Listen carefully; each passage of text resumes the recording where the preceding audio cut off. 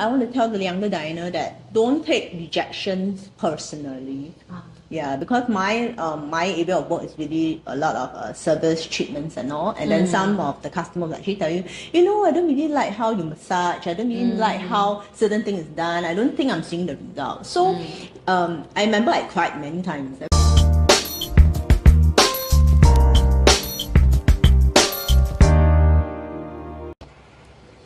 So let's start this segment off with what we wish we knew before we start our business, right? So last episode we were talking about the things that we hope to instill in our kids. So for those of you who want to watch the episode, watch the one before. But now we want to talk about, what are some of the things we wish we know. So let's say you can go back 5 years before, or 2 years, 3 years, however long you started your business, that you can tell younger Jasmine, Diana, something you know today. Okay. So that she won't have to go through some of the mistakes. What would you tell her? You want to start first? Mindset changes. I mean, to me, honestly, it's a lot about mindset shifts. So you tell her like what? What kind of mindset? I used Jasmine, change your mindset. Yeah, I used to think that I need to have like the perfect business plan, the perfect product or service, the perfect offering, everything got to be perfect before I can step up and do it. I never, It's a lot of planning. Yeah, so I was stuck in the learning, preparing, stage. I took on so many courses about design and styling. For how long? Yeah, I wanted to ask. So For how long? I'm still learning. No, but okay. I mean, we are always still learning, but yeah. for how long before you actually started? A year. Yeah, but I think it's how should I put it? But I could have learned a lot faster if I just practice. Yeah, definitely. Yeah, if I just practice, because I get feedback and I'm in a real situation. It's not a make-believe, it's not imaginative, it's not what if, but it's real. Like I deal with clients, I get feedback on the ground, I deal with my suppliers, my electrician, real things that happen on the ground. I grow so much faster. Yeah.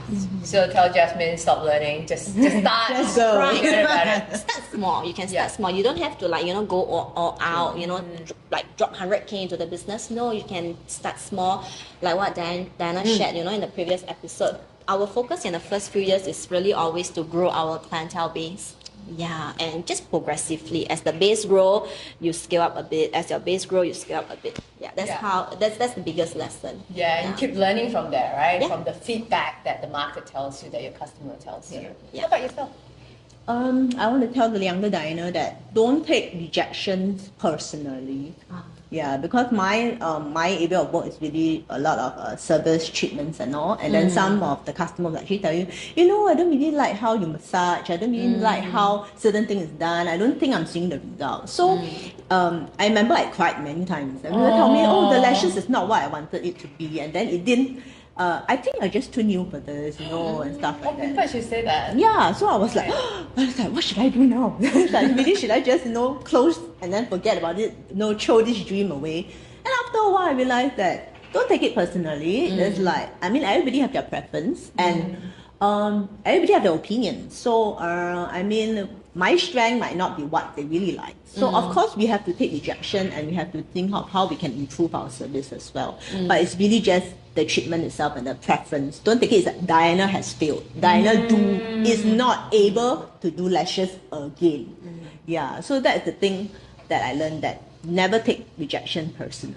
Even friends will say, why do you want to come out and do this? You could have been more comfortable doing your 9-to-5 job, and then now every day you are here, and that business not picking up, especially during the pandemic.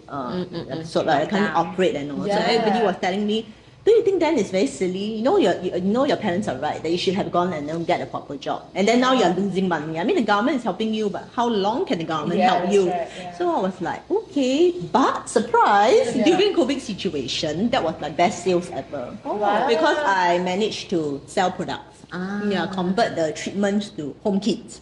So in every crisis, there's always an opportunity. Yeah. So don't take rejection personally.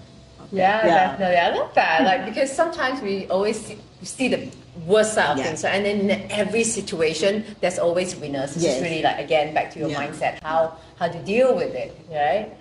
For me, what I wish I know is probably, I think learn from someone, and it's not all about you. Like, 'cause, you know, the reason why I started my business, I feel I could do things better. But it's really, sometimes people do things for a reason. It's not like, you know, you see how people do it on the outside and you're like, oh, that's the best way. There's a reason behind it, how they do certain things, right? So maybe you need to like dig deeper and really understand that it's a system to doing things instead of being creative with it. So I think I'm more of like a creative person. Oh, let's try this. And then there's plenty of ideas. Oh, try this again. Oh, then try this again, you know, and keep dumping perhaps something that's probably good enough for new things. You know, shiny object syndrome, right? Whereas now I learned that, you know, if something is kind of working, instead of dumping it and start all over again, you just make small tweaks to it. Right? Eventually you'll get to where, or just learn from someone. There's a lot of a quicker shortcut. But, you know, when I was younger, it's a bit like, no need to ask anyone. I know better. You know, I can just, you know, read books or whatever, right? But that actual having someone to really look into your situation and give you the immediate feedback, that's just invaluable. I mean, since I've taken on a mentor in my business for now many years now, I still have a mentor. Of course, for different mentors for different seasons, right? And I find that it's just shortcut a lot of things. Give me a lot of clarity of mind. Instead of like when you mentioned, I did the same thing, right? Planning for the whole business plan for the whole year, and immediately when you start your business, the entire business plan is out the window. Same. You never went back and referred to it. What was my plan before? It's totally different. I read it once. I laughed at myself. Like, it's totally different. At least I don't even know where it is anymore. So that's what I learned. I agree with you on the learning part.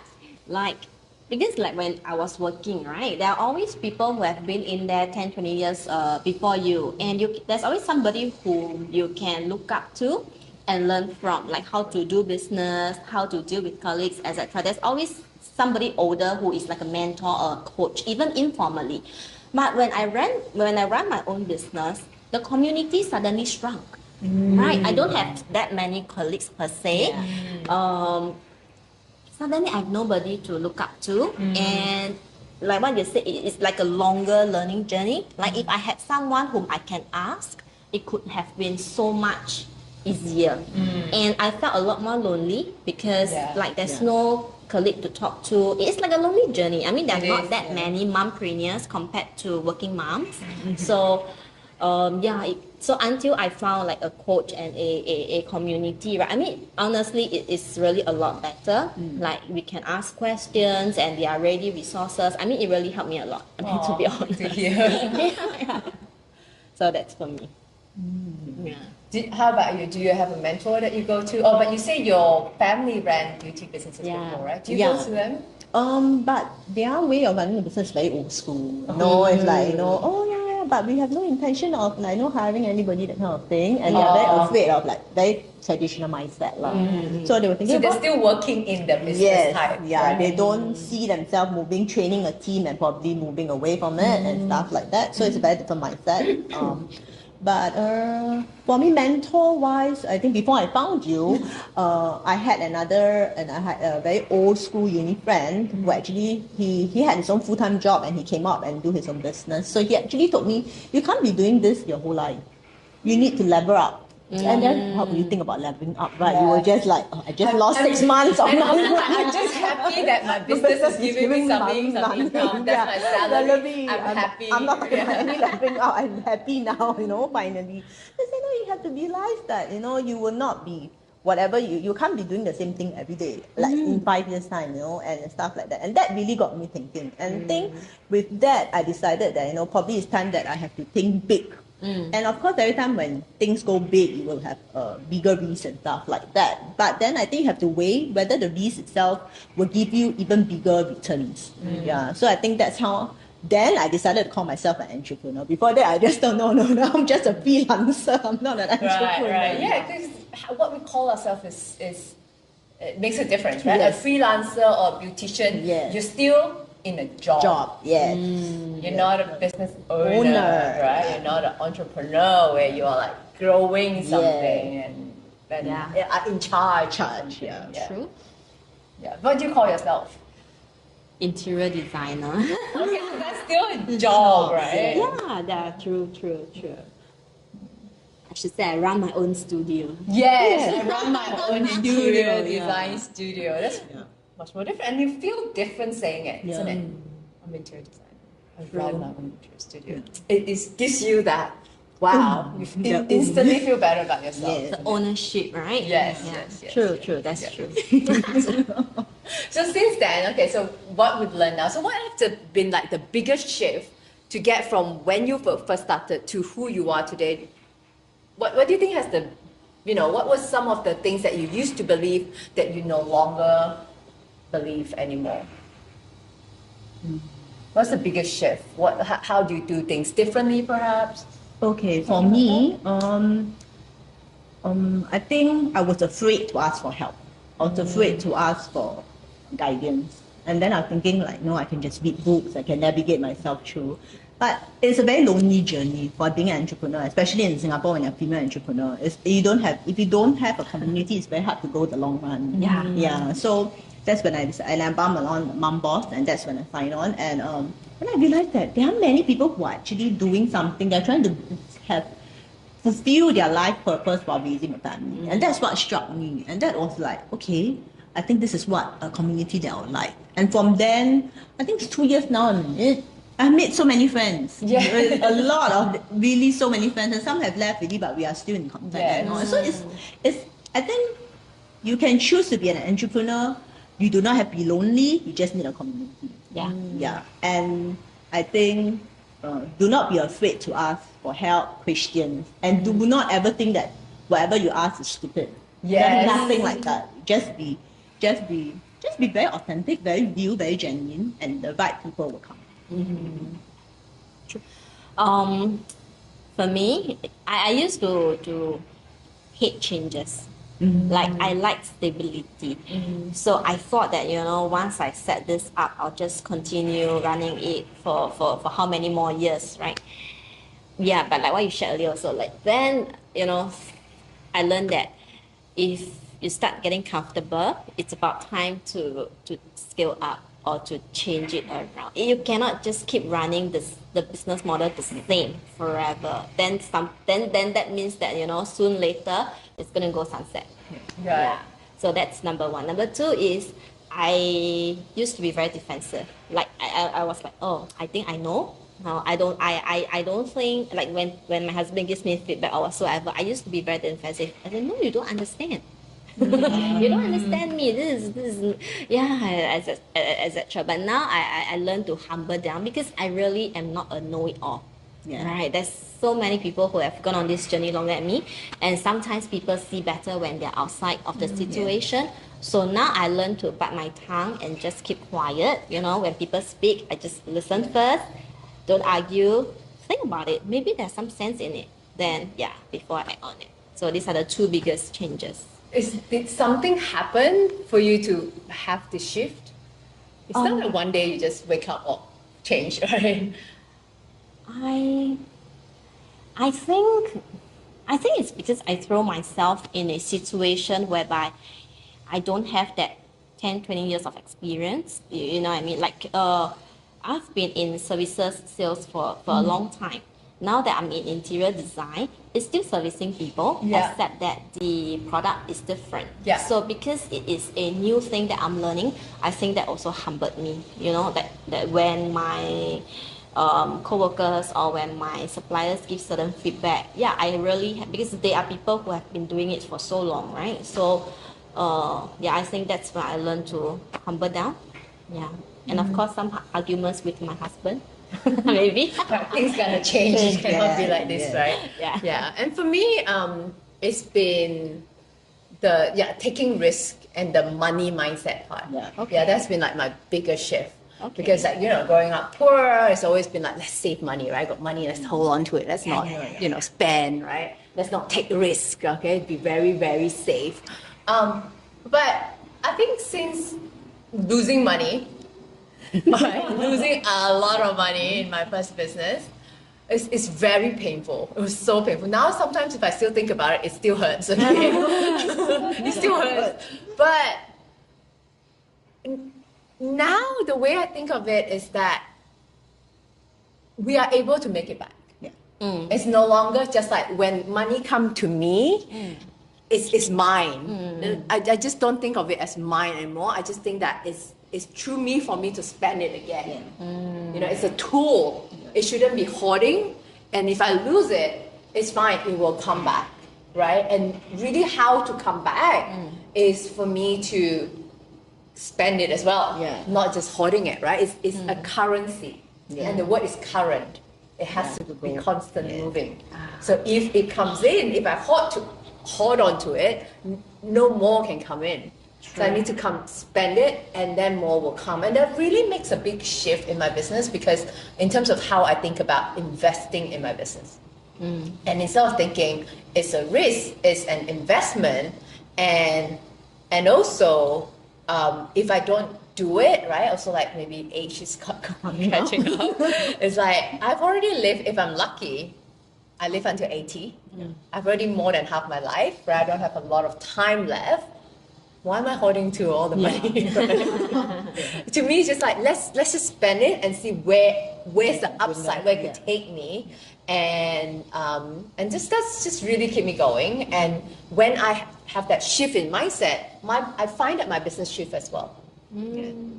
Because I'm more willing to hire people to do work for me, right? Or invest in ads, or invest in learning, invest in a mentor. And that really takes my business to another level, because I had that belief that it could be better. So it really starts from, and then all of these also comes from having mentor, having learning from other people, that I realized that, hey, I'm not just here.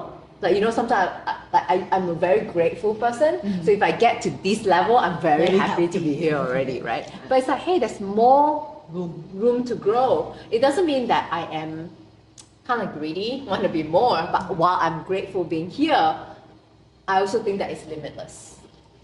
So and then that's just really the biggest shift for me, and it's very liberating.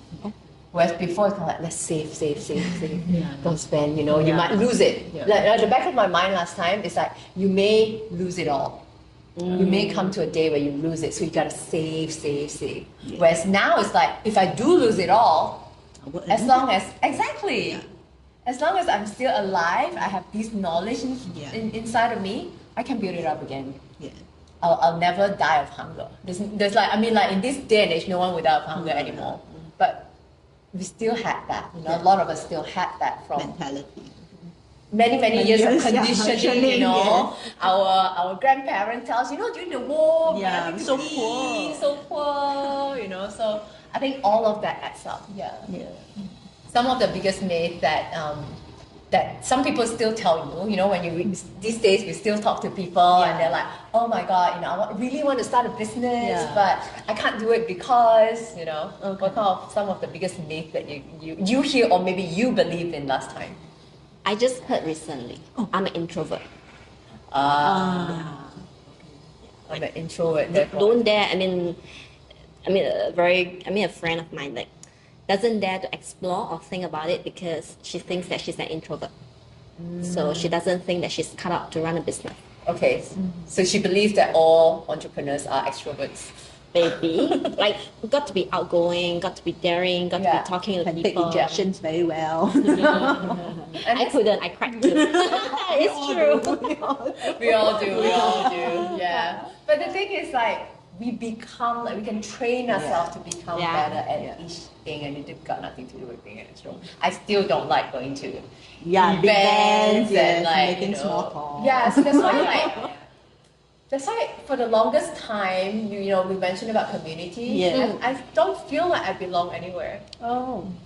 Because every time I go to this event, people are really outgoing. I'm actually an introvert as well. So that's why I like being Zoom. Having my own room, and you're in your own room, we just talk when necessary. You got questions to ask. So we're not in a big setting where I have to go approach someone that I don't know. Yeah.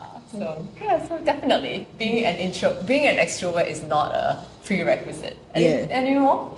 For me, I think most of my friends will actually say, I think being a business owner has so much flexibility. You can choose when you want to work and when you don't want to work. I'm like, no, we have to be very disciplined. That is true. Yes, and that's the biggest myth I've heard. Oh yeah, because everybody will say, oh, it's easy for you to plan a holiday because your time is your time. I say no. But which is true also what? Yeah, you can kind of like, hey, like, I don't, this period I can close it down and like go on holiday. Yeah, that's when we look at the positive side, but they're looking at the very negative side. They were saying that, oh, you can probably choose to work only 10 days a month. I say, no, why would I want to work? Yeah, that is true. That is not. So I think that's the big. And then after that, when they saw, I think most of them follow me on my social media and they were like, oh, you're really very consistent, huh? Yes. Wow, you're really sharing things and all. I said, yeah, that's part of my work. And I enjoy doing it. Then they was like, so you're really not that free anymore.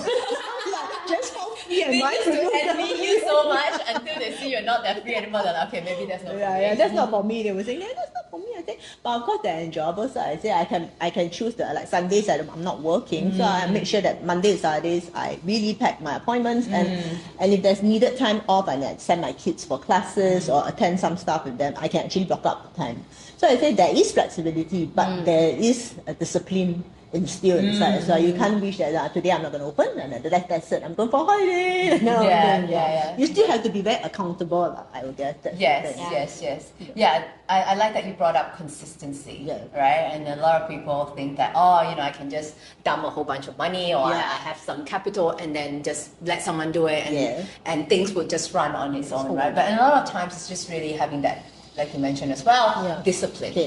Like really wake up because we have no boss. You got to wake up and kind of like motivate ourselves to work.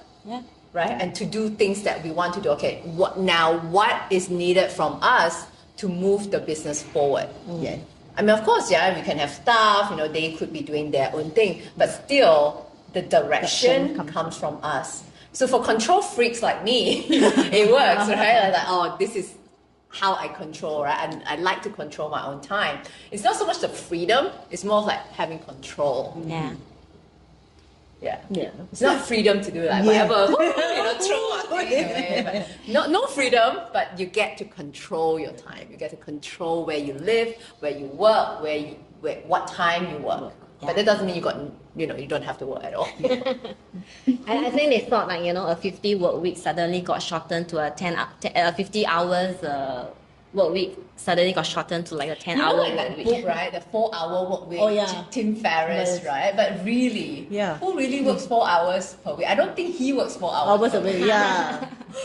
He maybe like focus work is 4 hours. But then the other planning maybe. Planning, you're just thinking about your work. But then to me, it's like just an ongoing project that I'm running on.